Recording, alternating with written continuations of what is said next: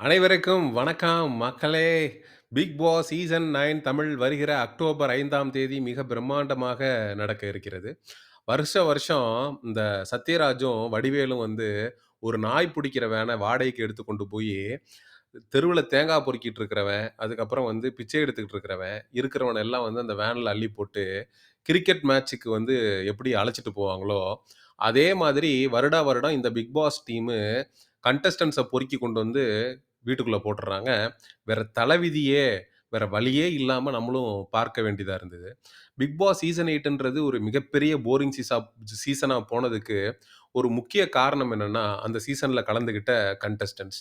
அப்படிப்பட்ட contestants big Boss season 9 தமிழ்ல என்ன மாதிரியான மாற்றத்த ஏற்படுத்தப் போறாங்க? ஒரு ஒரு சில பேர் வந்து ஆடிஷன் அட்டெண்ட் பண்ணதாக நமக்கு தகவல் கிடைச்சிருக்கு. அப்படி ஆடிஷன் அட்டெண்ட் பண்ணவங்கலாம் யார் யாரு? அப்படிங்கிறத பற்றி தான் இந்த வீடியோல தெளிவா பார்க்க போறோம். நம்ம லிஸ்ட்ல முதல்ல இருக்கக்கூடியவங்க விஜே பார்வதி. ஆரம்பமே அமர்க்களம் தான். மங்களகரமா ஆரம்பிக்கிறோம் அப்படிங்கிற மாரி, விஜே பார்வதி அவர்கள் வந்து மனசுல எதையுமே வச்சுக்க மாட்டாங்க. எல்லாத்தையும் அப்படியே வெளியில கொட்டிருவாங்க. அப்படியே காட்டிருவாங்க.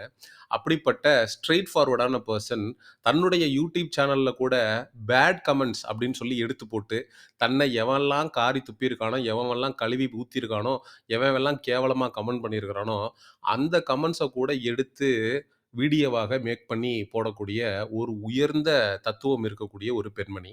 இவங்க பிக் பாஸ்க்குள்ள வந்தாங்கன்னா, கன்டென்ட்க்கு எந்த விதமான பஞ்சமும் இருக்காதுங்கிறதுல மாற்று கருத்தே இல்ல. அது மட்டுமல்லாமல் பிக் பாஸ் வீட்டுக்குள்ள இவங்க ஏற்கனவே உள்ள போயிருக்காங்க. சீசன் 6ல உள்ள இருக்கக்கூடிய கண்டஸ்டன்ட்ஸ இன்டர்வியூ எடுக்கிறதுக்காக விஜே பார்வதி வந்து பிக் பாஸ் வீட்டுக்குள்ள போயிருக்காங்க. பிக் பாஸ் அப்படின்றது இவங்களுக்கு ஒண்ணும் புதுசு இல்ல. உள்ள போனாங்கன்னா வேற லெவல்ல ஒரு கலக்கு கலக்குவாங்க அப்படிங்கிறதுல மாற்று கருத்து இல்ல. நம்ம லிஸ்ட்ல 2வதாக இருக்கக்கூடிய நபர் வந்து சதீஷ் அவர்கள். சதீஷ் அப்படிங்கிறவர் வந்து ஒரு well known actor, well known dancer. அ இவருக்கா இந்த நிலைமை? என்னடா சொல்றீங்க? ஏன்னா, இதெல்லாம் வந்து ரூமர்டா? இல்ல பொரளிய கிளப்பி விடுறாய்ங்களா? இல்ல உண்மையிலேயே வந்து ரொம்ப நலிந்து போன நிலைமையில சதீஷ் இருக்காரா? ஏன்னா பிக் பாஸ் அப்படிங்கிறது வந்து நலிந்து போன கலைஞர்களுக்கு ஒரு 100 நாள் வேலை திட்டம் அப்படிங்கிறதுல எனக்கு மாற்று கருத்து இல்ல.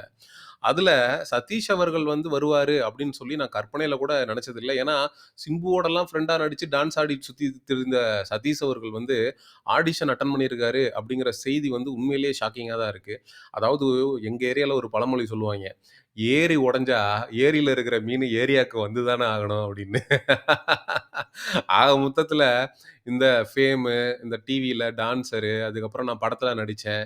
அதெல்லாம் ஒரு காலகட்டம் வரைக்கும் தான். அதெல்லாம் வந்து ஒரு கட்டத்துக்கு மேல பிக் பாஸ்க்கு வந்து தான் ஆகணும் அப்படிங்கிற மாரி சதீஷும் விதிவிலக்கு இல்ல. இவரும் உள்ள வந்தாரு அப்படின்னா, அது வந்து நல்லா தான் இருக்கும். உள்ள வந்து டான்ஸ் பெர்ஃபார்மன்ஸ் எல்லாம் பண்ணிக்கிட்டு, இந்த மார்னிங் சாங் அப்படிங்கிறத வந்து ஆக்கிரமிச்சுருவாரு. அவர் பாட்டுக்கு போய் நின்னுகிட்டு ட்ரவுசர போட்டுக்கிட்டு, டியாமியாங், கியாமியான்னு அவர் பாட்டுக்கு ஆடிக்கிட்டு இருப்பாரு. மக்களுக்கும் நல்ல என்டர்டெயின்மென்ட்டா இருக்கும். ஒரு நல்ல டான்ஸ வந்து பார்த்த மாதிரியும் இருக்கும். சினிமாலயும் சரி, படிக்கிற கதையிலயும் சரி, "சல்லி பயலத்தான் லவ் பண்றாளுக" அப்படின்னு சொல்லி ஒரு டயலாக் ஒண்ணு. அந்த டயலாக்க நம்மளால மறந்திருக்கவே முடியாது. குட்டி புலி படத்துல பால சரவணன் அவர்கள் வந்து பேசியிருப்பாரு அந்த டயலாக்க.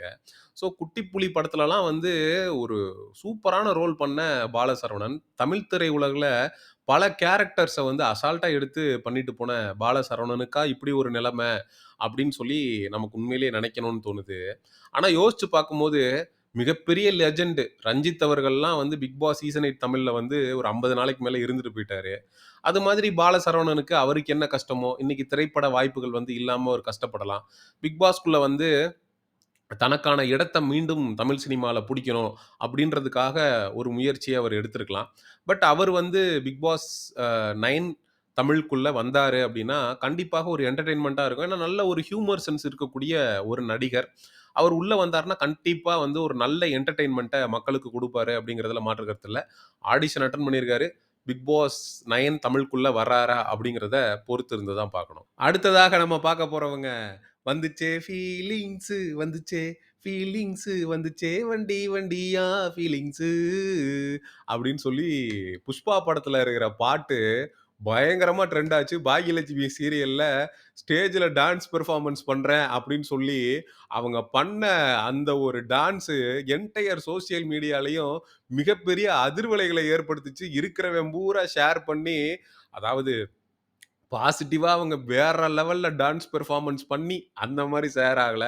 அவங்க பண்ண காமெடியான டான்ஸ் வந்து சமூக ஊடகங்கள ஆக்கிரமிச்சு, வேற லெவல்ல ட்ரெண்ட் ஆன நேஹா மேனன் தான் அடுத்து நம்ம பார்க்கக்கூடிய கண்டஸ்டன்ட்ஸ். இவங்க வந்து பாக்யலட்சுமி புகழ் நேஹா மேனன். அதுல வந்து நடிச்ச ஒரு சீரியல் ஆக்ட்ரஸ். பட் இந்த சாங் மூலமா மிகப்பெரிய அளவுல ட்ரெண்ட் ஆனாங்க. சோசியல் மீடியால பேசப்பட்டாங்க. ஸோ கண்டிப்பா ஒரு கன்டென்ட் இருக்கு. இவங்கெல்லாம் பிக் பாஸ்குள்ள வந்தாங்கன்னா, ஒரு மிகப்பெரிய கன்டென்ட் கிரியேட்டராக, யூடியூபர்களுக்கு வந்து ஒரு மிகப்பெரிய தீனி போடக்கூடிய ஒரு கன்டென்ட் மேக்கராக திகழ்வாங்கங்கிறதுல நமக்கு எந்த விதமான மாற்று கருத்தும் இல்ல.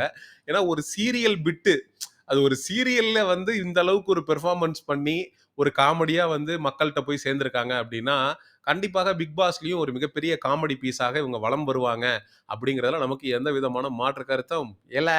அடுத்து பார்க்க போற ஒரு கண்டஸ்டன்ட் வந்து உண்மையிலேயே ரொம்ப ரொம்ப பரிதாபத்துக்குரிய நபர் அப்டின்னே சொல்லலாம்.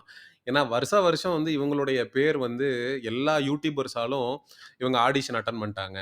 இவங்க பிக் பாஸ் சீசன் 8க்குள்ள, 7க்குள்ள, 6க்குள்ளலாம் கண்டஸ்டன்ட்டா போறாங்க. அப்படின்னு சொல்லி தொடர்ந்து பேசிட்டே இருந்தாங்க. எந்த நேரத்தில இவனுங்க வாய் வச்சானுங்களோ, இவனுங்கனால போவே முடியாம போயிடுச்சு. இப்போ வரைக்கும் அவங்க வந்து ட்ரை பண்ணிட்டு தான் இருக்காங்க. ஆனா அவங்களால வந்து பிக் பாஸ் சீசன் எந்த ஒரு சீசனுக்குள்ளேயும் நுழைய முடியல. ஃபரீனா, இந்த ஃபரீனா அசாத் அப்படிங்கிறவங்க வந்து ஒரு நல்ல ஒரு ஃபேம் இருக்கக்கூடிய ஒரு ஆக்ட்ரஸ் தான். இவங்க வந்து என்ன பாரதி கண்ணம்மா அப்படிங்கிற சீரியல் மூலமாக ஒரு நல்ல ஃபேன் பேஸ வைத்திருக்கக்கூடிய ஒரு சீரியல் ஆக்ட்ரஸ் தான். இவங்களுக்கு வந்து பிக் பாஸ் வாய்ப்பு கிடைச்சதுன்னா, கண்டிப்பா நல்லபடியா பயன்படுத்திக்குவாங்க. அண்ட் அவங்களும் 90ல பிறந்தவங்க. கிட்டத்தட்ட வயசு வந்து ஆயிடுச்சு. 90 அப்டின்னா 35 அவங்களுக்கு ஏஜ். ஏன்டா அவங்களுக்கு எப்ப பிக் பாஸ் வாய்ப்பு கிடைச்சு, அவங்க எப்ப அவங்கள ப்ரூவ் பண்ணி, பார்த்து வாய்ப்பு கீய்ப்ப குடுத்து விடுங்கடா. நீங்க பாட்டுக்கு வந்து சீசனுக்கு சீசனா இழுத்துக்கிட்டே போயிட்டு இருந்தீங்கன்னா, ஆடிஷன் மட்டும் அட்டெண்ட் பண்றாங்க. ஆனா உள்ள மாட்டேங்கிறாங்கன்னா, என்னடா அது அநியாயமா இருக்கு. பார்த்து பண்ணி விடுங்க. ஃபரீனா அப்படின்னு சொல்லி நெறைய பேர் வந்து ஏங்கக்கூடிய ரசிகர்களும் இருக்காங்க. அவங்களுடைய ரசிகர்களுக்காகவாவது அவங்களுக்கு ஒரு வாய்ப்ப குடுத்து, இந்த தடவ உள்ள அனுப்பி விட்டுருங்க. பாவம் போய் பெர்ஃபார்மன்ஸ் பண்ணட்டும். அடுத்ததாக உமைர் லட்டீஃப் என்கிற காஷ்மீரி தமிழன் என்று சமூக ஊடகங்கள்ல இருக்கக்கூடிய நபர்களால அறியப்படக்கூடிய நபர். அவர் வந்து ஆடிஷன் அட்டெண்ட் பண்ணதாக சொல்லப்படுகிறது. அதுக்கப்புறம் வினோத் பாபு என்று சீரியல் ஆக்டர் கேட்டகரியில வினோத் பாபு, புவியரசு இவங்கெல்லாம் வந்து சீரியல் ஆக்டர் கேட்டகரியில ஆடிஷன் அட்டெண்ட் பண்ணதாக தெரிகிறது. அதுக்கப்புறம் அம்ருதா ஸ்ரீனிவாசன், அ ஷாபனா ஷாஜகான், அக்ஷிதா அசோக் போன்ற சீரியல் பிரபலங்கள் வந்து ஆடிஷன் அட்டெண்ட் பண்ணதாக தெரிகிறது. இவங்கெல்லாம் சின்ன சின்ன சினிமால ரோல்ஸும் நடிச்சவங்க அப்படின்னு சொல்லப்படுது. அதாவது இந்த சீரியல் ஆக்டர் கேட்டகரி அப்படிங்கிறதே வந்து நமக்கு வந்து ஒரு தலைவலி தான். ஏன்னா, இந்த விஜே விஷால் அப்படின்றவன்லாம் அந்த கேட்டகரியில வந்தவன் தான் லாஸ்ட் சீசன்ல டாப் 3ல அவனெல்லாம் பார்க்கணும் அப்படின்னு சொல்லி நமக்கு வந்து தலையெழுத்து அப்படின்ற மாரி தான் இருந்துச்சு. எத்தன பேர் வந்து விஜே விஷால் அப்படின்றவனெல்லாம் டாப் 3ல வச்சு பார்க்கல அப்படின்னு சொல்லி கமெண்ட் செக்ஷன்ல சொல்லுங்க. நான்லாம் வந்து போன சீசனோட டைட்டில் வின்னரையே டாப் 5ல வச்சு பார்க்கல. டாப் 5ல இருக்கிறதுக்கு தகுதி இல்லாத ஒரு நபர் தான். அந்த முத்துக்குமரன் அப்படின்றவன்லாம் போன சீசன்ல ஜெயிச்சுட்டு, வாய்கிலேயே இன்டர்வியூல சொன்னான். சீசன் 6ல அசீம்னு ஒருத்தர் ஜெயிச்சாரு. இப்போ அவரு என்ன பண்ணிட்டு இருக்காரு? எங்க இருக்காரு அவரு? அதே தான் இந்த முத்துக்குமரன் அப்படின்றவன பார்த்து நான் கேட்கிறேன். சீசன் 8ல வந்து ஜெயிச்ச, வருஷம் 1 ஆக போது. என்ன பண்ணிக்கிட்டு இருக்க? அப்படின்ற கேள்வி எழுதல. அதெல்லாம் வந்து திமிருத்தனத்தோட உச்சம். அப்ப வந்து வாய்க்கிலேயே பேசிட்டு, அடுத்தவன பார்த்து அவன் என்ன பண்ணிட்டான்? இப்ப அவன் எங்க இருக்கான்? மக்களால புறக்கணிக்கப்பட்டுட்டான். ஆனா நான் அப்படி கிடையாது. மக்கள் என்ன கொண்டாடிருவாங்க. அப்படின்லாம் வாய்கிலேயே பேசினவனோட நிலைமைலாம், இன்னைக்கு என்ன அப்படிங்கிறத வந்து நம்ம கேட்கணும் அப்படின்னு தான் தோணுது. ஏன்னா வருஷம் ஒண்ணாச்சு. நீ என்ன பண்ணி கிழிச்சிட்டு இருக்க? அது மாரி அன்டிசர்வ்டு கண்டெஸ்டன்ட்ஸ் டாப் 5ல வர்றது, மக்களால வந்து ரெகக்னைஸ் பண்ணப்படுறது, அதெல்லாம் ரொம்ப நாளைக்கு நிலைக்காது. பாதியிலேயே வந்து புடுங்கிக்கிட்டு போயிடும். அப்படிங்கிறது தான் 100க்கு 100 மறுக்க முடியாத உண்மை. இந்த தடவையாவது நம்ம பிக் பாஸ் டீமுக்கு வைத்துக் கொள்ளக்கூடிய கோரிக்கை என்னன்னா, ஒரு நாய் பிடிக்கிற வேன வாடகைக்கு எடுத்து கண்டஸ்டன்ட்ட வந்து ஏத்தி கொண்டு வந்து கொட்டாம, நல்ல கண்டஸ்டன்ட்ஸுக்கு வாய்ப்பு குடுங்க. ஷோ நல்லா போகட்டும். மக்களால கொண்டாடப்படட்டும். அப்படிங்கிறத ஒரு தாழ்மையான வேண்டுகோளா வைத்துக்கொள்ள நான் கடமைப்பட்டிருக்கேன். ஸோ இந்த வீடியோவ நெறைய பேருக்கு கொண்டு போய் சேருங்க. ஸோ தட் நம்ம சேனல சப்ஸ்கிரைப் பண்ணுங்க. இந்த வீடியோவ லைக் பண்ணுங்க. அடுத்த ஒரு வீடியோல இன்னும் சுவாரஸ்யமான விஷயங்களோட சந்திக்கிறேன். Until then take care. Bye bye. C you.